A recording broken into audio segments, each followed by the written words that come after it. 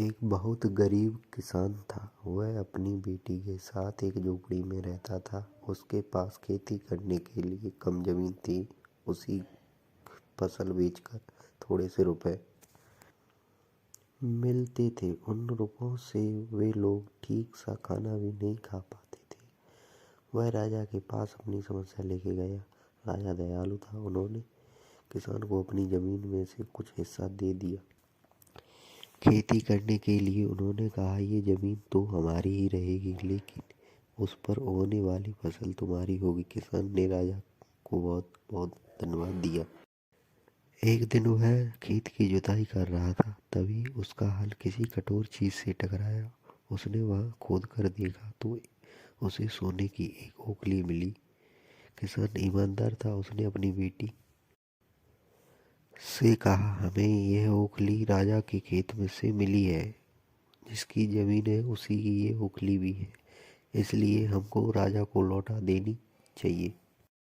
किसान की बेटी बोली, नहीं पिताजी, आप ऐसा मत कीजिए। आपको सिर्फ ओखली मिली है। यदि राजा ने आपसे उसकी सोने की मूसल भी मांग ली तो आप क्या करेंगे?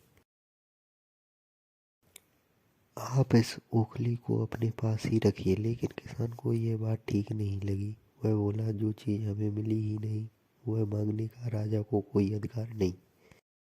वह राजा के पास ओखली लेकर पहुंचा, लेकिन दरबार में ठीक वैसा ही हुआ जैसा कि किसान की बेटी ने सोचा था। राजा ने सोचा कि किसान ने लालचवश मूसल अपने पास रख ली। किसान बेचारा सोने की मूसल कहाँ से देता। नतीजा ये हुआ कि किसान को जेल में डाल दिया गया। जेल में न उसे ढंग से खाना मिलता था, न पानी। किसान को ऐसी गलती की सजा दी जो उसने की ही नहीं थी। वह खाए पिए बिना लेटे लेटे रोता रहता था और काश अपनी बेटी की बात मानी होती। एक दिन राजा ने उसे ऐसे कहते हुए सुन लिया। उन्होंने किसान से पूछा। किसान ने राजा को पूरी बात बताई तो राजा को अपनी गलती का एहसास हुआ।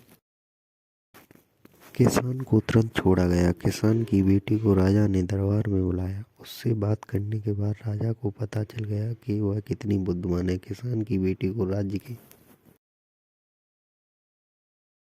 खजाने का मंत्री बना दिया गया। उन्होंने रहने के लिए घर और सभी सुख सुविधाएं दी गईं। किसान को थोड़ा सा कष्ट तो जरूर झेलना पड़ा, लेकिन अंत में जीत